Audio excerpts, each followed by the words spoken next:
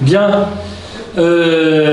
Donc, j'ai dû déjà répondre à beaucoup de questions hein, que je mets là. Alors, comment manger le matin pour se doper, se rassasier? Ben voilà, je vous le mets là, on rentre vraiment dans le concret. Des protéines, œufs, yaourt, fromage. J'ai mis tofu, hein, parce que voilà, il y a tout type de régime alimentaire. Jambon blanc ou autre jambon, hein, algues, etc. Bon, ben voilà, chacun doit avoir son régime alimentaire. Hein. Moi, je ne dis pas qu'il faut être végétarien, vegan ou cétogène. Moi, j'ai fait 30 ans de végétarisme, les gens qui me connaissent le savent. Je suis plus végétarien, j'ai mes raisons, voilà. Mais je comprends très bien qu'on puisse l'être. Voilà. Après, on a aussi des régimes qui sont en lien à des choix spirituels. Et ça aussi, ça a un certain sens. Et il faut le respecter, c'est important. Voilà. Pour autant, voilà, il faut quand même trouver les protéines nécessaires le matin. Je voulais au moins l'équivalent de 150 grammes en variant les aliments. Quand on est sur 150 grammes, c'est ce que je vous dis. Après, 150 grammes de ça, vous êtes en gros à 20-30 grammes en protéines pures. Voilà. Et les matières grasses. Hein. Alors les matières grasses, les bonnes matières grasses. Je ne vous dis pas tous les matières grasses parce que je veux que vous veniez à la conférence d'après. Hein. Mangeons gras, sucré, salé. Hein. Je ne vais pas tout livrer. Hein. Il faut que je vous mette... mais bon, je vous fais des propositions. Fruits à coque, je trouve que le matin c'est très, très facile, les fruits à coque. L'huile d'olive, fantastique, hein, mais alors vous la prenez bio et vierge, hein, ou première pression à froid. Pourquoi bio? Une aparté. Le bio, c'est évident que c'est intéressant, mais le bio, c'est pas une panacée non plus. Mais en tout cas, ce qui est sûr, c'est que sur ce qui est matière grasse et alcool, le bio, c'est fondamental. Simplement pour un truc tout bête. C'est que qui c'est qui gère les polluants dans votre corps? Toujours le même, c'est le foie. Qui c'est qui gère l'alcool dans votre corps? C'est le foie. Qui c'est qui gère les matières grasses dans votre corps? C'est le foie. Vous prenez de l'alcool ou une matière grasse, voilà, et elle n'est pas bio, elle est pleine de polluants. Eh bien, le foie, il gère tout. Au bout d'un moment, elle explose. Ses facultés de détoxication, il n'y arrive plus. Voilà. Et il y a une chose qui a été mise en évidence sur le plan scientifique, qui est absolument exceptionnelle. Il y a, le foie, en fait, il a deux processus distincts de détoxication. Ces deux processus-là, plus ils fonctionnent, plus on vit longtemps. C'est limpide. Voilà. Donc quand vous avez quelqu'un qui a 120 ans ou 250 ans, lui demandez pas qu'est-ce qu'il a mangé ou qu'est-ce qu'il n'a pas mangé, demandez-lui une greffe de foie. Parce que c'est qu'il a, il a un foie de folie, quoi. Et qu'il a ces processus de détoxication qui ont super bien fonctionné et qui ont fait que ça a allongé, ça lui a permis d'avoir une longévité. Tout ça pour dire que si on le prend à l'envers, voilà, moins votre foie conserve ses facultés de détoxication, plus notre espérance de vie est impactée. Voilà, tout simple. Puis alors ça, c'est scientifique. Hein. Donc voilà, puis bon, je vous ai mis d'autres trucs.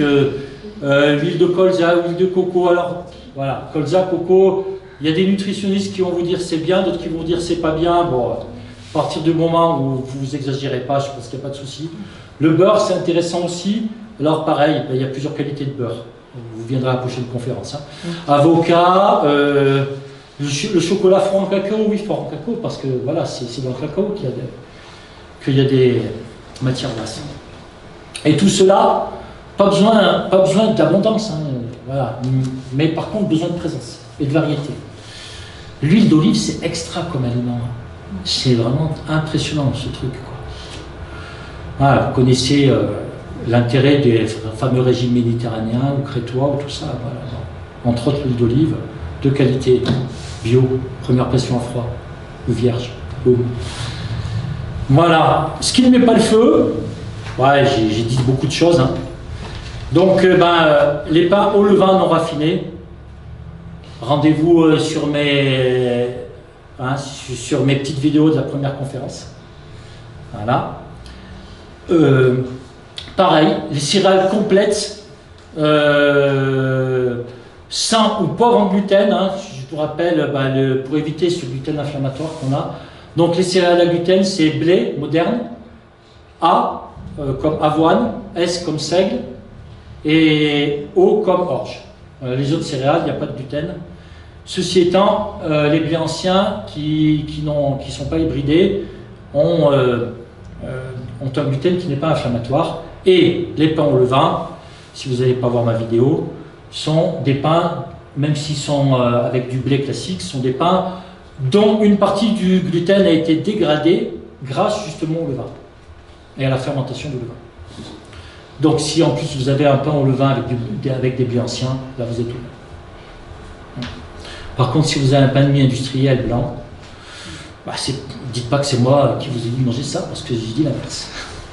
Voilà. Même s'il y a marqué peu de calories, ou je sais pas quoi, ou sans matière grasse, ou je sais pas quoi, ça, on s'en fout. Voilà. Graines ou beurre, voilà. Alors graines de chia, courge, alors beurre propre, je suis obligé de vous en dire un peu plus. Voilà. Le beurre propre, c'est ce fameux beurre qui est fait parce que grâce à des vaches qui ont été nourries correctement. Donc des vaches qui ont une alimentation à base de foin et en pâture. Et pas du fourrage qui est inflammatoire et qu'on trouve dans 90% des produits laitiers. Donc voilà, donc soit il faut connaître l'agriculteur et trouver un beurre comme ça, soit il faut acheter du beurre Gaboury qui coûte 2 fois plus cher, voilà. Soit il faut faire son beurre clarifié, le ghee, voilà, G-H-2-E, que vous trouvez sur internet, il y a des recettes. Bon. Chez nous, on arrive à trouver du beurre de qualité, hein, des beurres fermiers, voilà, où les vaches ont mangé du foin et de l'herbe. Les fromages, alors brebis chèvre, on n'a pas de souci avec la caséine, l'inflammation de cette protéine avec le brebis chèvre, surtout brebis. Parce qu'en fait, on commence à avoir des problèmes avec les chèvres parce qu'il commence à y avoir une agro-industrie qui se cale sur les chèvres avec des élevages industriels de la chèvre. On ne peut pas avoir ça avec la brebis parce que la brebis est suffisamment intelligente pour refuser une alimentation qui n'est pas, qu'elle ne choisit pas elle-même. Voilà. Donc, elle a au moins cette intelligence.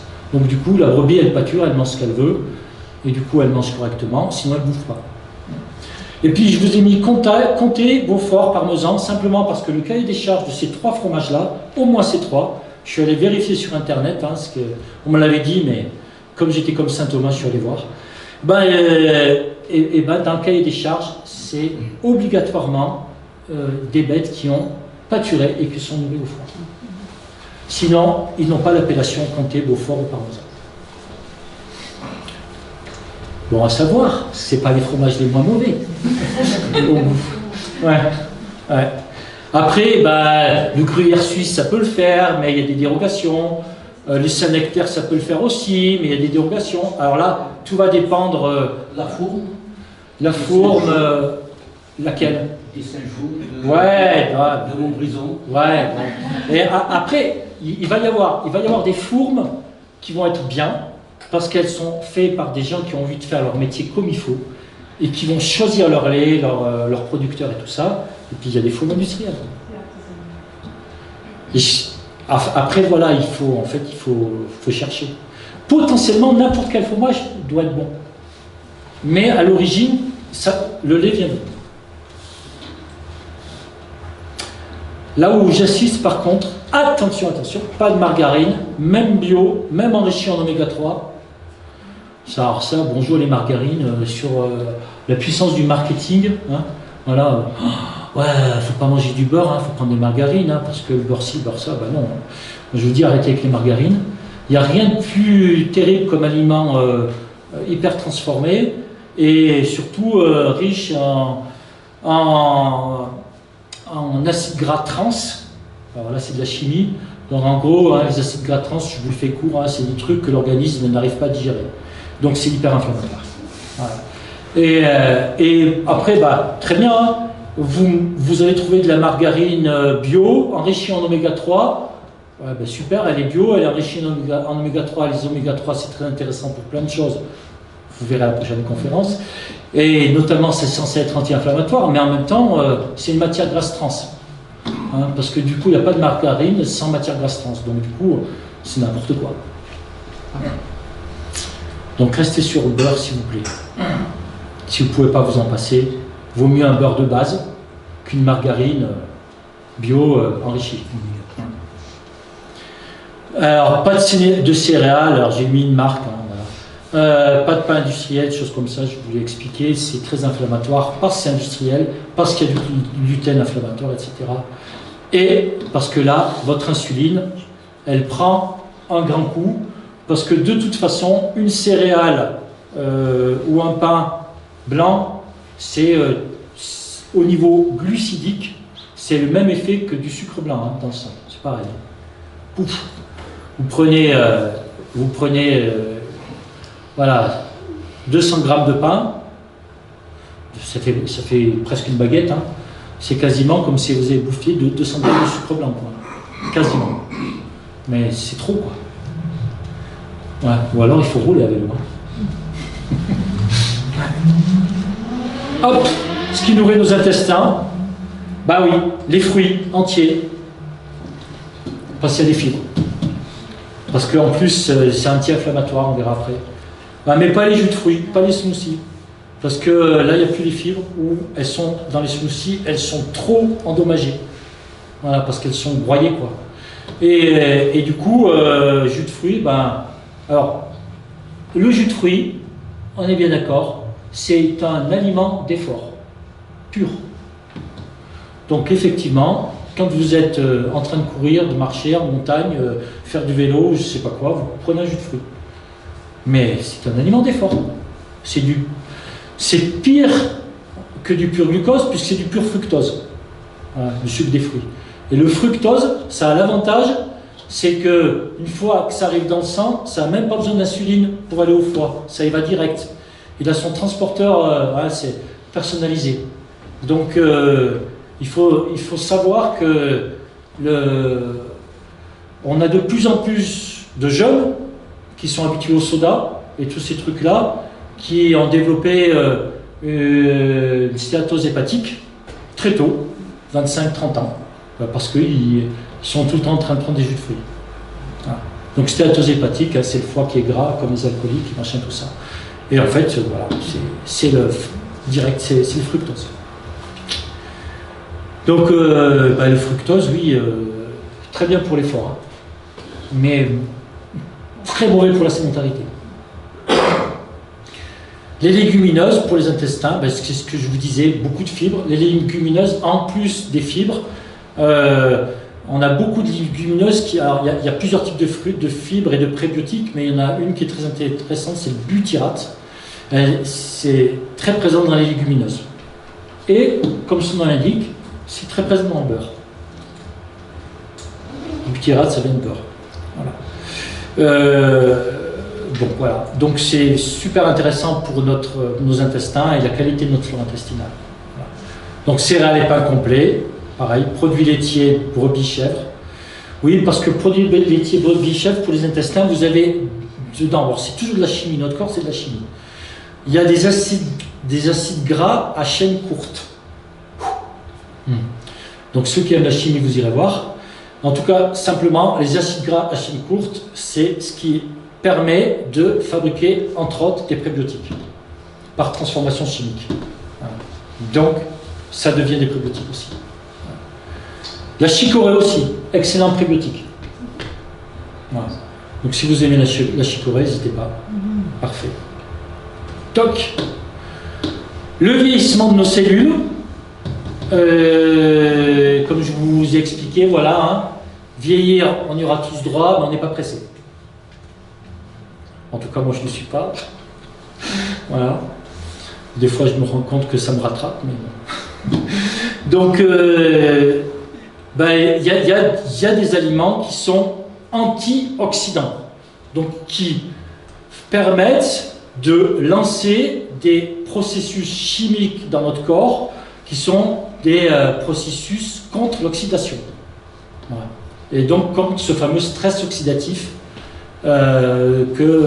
qui tous les jours nous assaille et fait que, voilà, hier on était plus jeune qu'aujourd'hui et demain on sera plus vieux. Voilà. Et ces aliments antioxydants, alors, on en connaît quelques-uns, il y a le thé vert. Je vous ai mis 1 millilitre maximum, simplement parce que si vous en prenez plus, c'est diurétique et après vous allez pisser votre magnésium. Et le magnésium, il est nécessaire dans toutes les réactions chimiques de notre corps. Donc il faut le garder. Voilà. J'ai mis un bon café. Alors je mets ça simplement parce que le café en soi c'est très antioxydant, c'est très intéressant. Mais de plus en plus on a quand même des cafés dont la qualité laisse à douter. Hein. Ils ont traîné un petit peu de partout. Et c'est vrai qu'ils sont pas chers, mais si vous aimez, alors le café c'est pas obligatoire, mais si vous aimez le café, ben voilà, c'est facile de trouver des adresses où on fait des cafés qui soient propres, purs, voilà, et qui ont du goût aussi, hein. Plutôt que des machins mélangés où on se demande qu'est-ce qui traîne avec. Si on faisait des analyses un petit peu de tous les résidus qu'il y a dedans, je crois qu'on serait un peu effaré. On a moins de soucis avec les thés, mais avec les cafés si. Bon, je vous ai mis sans sucre, mais surtout, je ne l'ai pas mis, mais je le dis, hein, sans édulcorant, s'il vous plaît. Sans édulcorant. Si vous ne pouvez pas vous passer de sucre, mettez un sucre. Mettez pas d'édulcorant. Après, si vous aimez sucré, prenez du miel. Mettez pas d'édulcorant. Parce qu'alors là, si vous avez oublié de nourrir votre intestin, les édulcorants, ils vont les nourrir, hein, votre intestin. Mais alors pas avec ce qu'il faut. Hein. Et là, vous pouvez être sûr que pour commencer, une fois que la flore intestinale c'est parti de travers, il n'y a plus rien qui fonctionne. Et puis pour amener l'affaire, c'est pas simple. Voilà. Donc non, les édulcorants, mais c'est la pire des... Voilà, je l'ai dit, qui existe. En plus, ça leurre votre organisme au niveau de l'insuline. Voilà. Et on s'est rendu compte que plus vous utilisez un édulcorant, plus vous fabriquez de l'insuline alors qu'il n'y a pas de sucre dans votre sang. Voilà. Ça trompe votre organisme. Parce que le goût sucré, parce que l'organisme il est compliqué, hein, mais il est compliqué par intelligence. Et le goût sucré que génère l'édulcorant fait déjà sécréter de l'insuline au pancréas, qui balance son insuline alors qu'il n'y a pas de sucre dans le sang. Donc du coup, vous anabolisez alors que dans votre sang il n'y a rien. Et vous entretenez la résistance à l'insuline alors que vous avez mangé comme il faut. Enfin, basta. Ouais, enfin c'est du grand n'importe quoi. Allez, donc les fruits, je vous l'ai dit, très antioxydants. L'avocat, magnifique. Une des vitamines très antioxydantes, c'est la vitamine E, très présente dans l'avocat, très présente dans les noix, notamment l'huile de noix. Très fragile la vitamine E, une des plus fragiles. Donc quand on a de la vitamine E, et notamment dans les huiles, c'est au frigo, à l'abri de la lumière, de la chaleur. Voilà. Voilà. Et puis on a aussi beaucoup d'antioxydants dans l'huile d'olive et dans d'autres huiles. Voilà. Il y a plein d'autres aliments hein, antioxydants.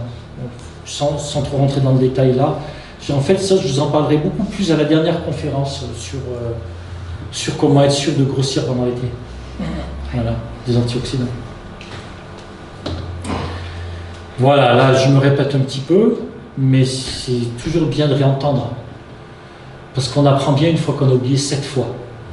Donc là, je ne sais pas si vous êtes à 7. Alors, modérer l'insuline. On est dans une problématique où notre insuline dans nos sociétés, elle est malmenée.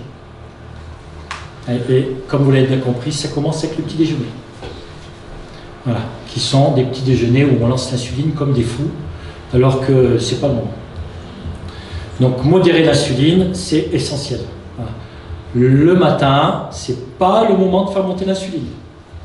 Sauf effectivement si vous êtes parti pour faire 200 km à vélo. Là, c'est une autre histoire. Mais la gestion du sportif et de son insuline, c'est pas la gestion du kidam qui, tous les matins, part au boulot. Ça n'a rien à voir. Voilà, je vous dis ça parce que moi j'ai eu une période où j'ai tellement pas pris assez de sucre que ça a fait l'inverse. Simplement parce que je continue à faire du vélo. Voilà, mais ça sera dans Mangeons gras, sucré et salé. La prochaine fois, je vous dirai pourquoi des fois il faut manger sucré. Et qu'en fait, vous voyez à travers tout ça qu'il n'y a pas de vérité absolue. C'est pas l'absence de sucre, c'est le sucre à certains moments, pas d'autres. C'est pas l'absence de gras, c'est des gras qui sont bien, des gras qui sont délétères. Voilà. C'est pas l'absence de sel non plus. Voilà. Je l'ai bien vendu à la prochaine. Bon, donc voilà. Alors, pour modérer l'insuline, des glucides riches en fibres, en petite quantité le matin, 2 tranches de pain complet au levain par exemple, ça suffit. Voilà. Pas de pain blanc, ni de pain de mie ou de céréales sucrées, pas d'aliments sucrés. Alors je mets miel toléré parce qu'en fait, 1 ou 2 cuillères à café de miel, ça ne va pas vous faire monter l'insuline au plafond. Hein. Et le miel, il y a plein d'autres choses hyper intéressantes.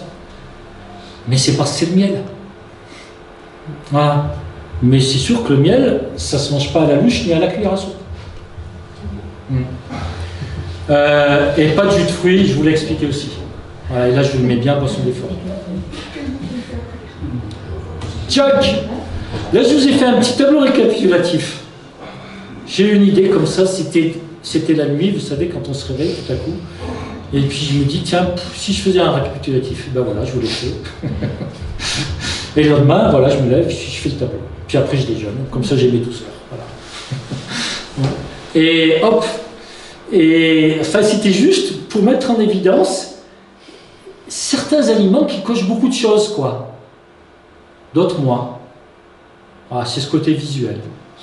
Alors bien sûr, je n'ai pas mis tous les aliments, ça a été ingérable, mais vous voyez l'huile d'olive, outre le fait qu'il n'y a pas trop d'effet sur les intestins, mais tout le reste c'est vachement bien. Les œufs, c'est bien. Ouais, les œufs, vous allez me dire, non mais les œufs, le cholestérol. Moi, on est d'accord, hein. Le cholestérol, je vous en parle à la prochaine conférence. Non, c'est un faux problème. Voilà. C'est un faux problème, mais ça s'explique. Voilà. Je ne vais pas vous l'expliquer là, mais voilà, le cholestérol, juste pour vous mettre l'eau et l'œuf à la bouche, le cholestérol, il est d'abord fabriqué par notre foie, il ne vient pas de notre alimentation. Donc, pourquoi le foie sécrète du cholestérol? C'est ça qu'il faut se poser comme question. C'est pas les œufs. Les œufs, c'est super intéressant. L'avocat, c'est super. Bon, juste un problème, j'ai pas mis le critère environnemental avec l'avocat. Mais il faudra en parler. Donc là, effectivement, il faut qu'on se questionne d'où ils viennent et quelle quantité d'eau on lui a balancé. Le thé vert, ouais, c'est le thé aussi, on peut se poser la question sur l'aspect environnemental. Le laitage de qualité, fantastique ça, hein, parce que le laitage c'est chez nous. Donc brebis, chèvre, etc. Les fruits, voilà. Alors les fruits, ça coche tout. Effectivement, ça ne va pas calmer l'insuline. Hein. Par contre, si vous avez une activité sportive, là, ça coche tout. Le cacao, voilà, les noix, les amandes, les oléagineux, le houmous. Alors j'ai mis houmous pour faire référence aux légumineuses. C'est vrai que les légumineuses le matin, bon, c'est ici, hein, ça, un peu, mais alors c'est pour ça que j'ai mis houmous. Celui qu'on achète en barquette. En fait, non, pas tant que ça. Alors, super intéressant comme question, parce que c'est le genre de truc, c'est toujours contextuel. Et là, il y a un truc qui est bien, c'est l'application Yuka. Voilà. Et je crois que j'en parle après, je ne sais plus. Y-U-K-A. Cette application, elle est valide. Voilà. Et cette application, vous la téléchargez sur votre smartphone, voilà, et elle va vous dire, grâce au code barre que vous scannez, paf, elle va vous dire tout de suite les additifs d'un aliment, son côté sucré, salé, gras, machin, tout ça. Elle vous donne, elle vous dit si c'est mauvais, médiocre, bon ou excellent. Elle vous donne une note, etc. Bon, c'est vraiment un truc pratique, quoi. Voilà. Et ça va permettre, par exemple, sur un mousse, tu verras que tout le mousse ne se vale pas. Dans l'industriel, il y a du transformé, il y a du transformé qui n'est pas idiot, il y a du transformé qui est pratique, il y a du transformé qui est délétère. Il y a de l'ultra transformé, c'est jamais intéressant. Voilà. Et puis il y a de l'artisanal, il y a de l'artisanal qui est bien fait. Voilà. L'artisanal, il n'y a pas toujours des codes barres. Donc c'est pas Youcom qui va vous donner l'information. Mais l'artisanal, on peut discuter avec les gens qui ont fabriqué. Et là, ils vous disent. Voilà.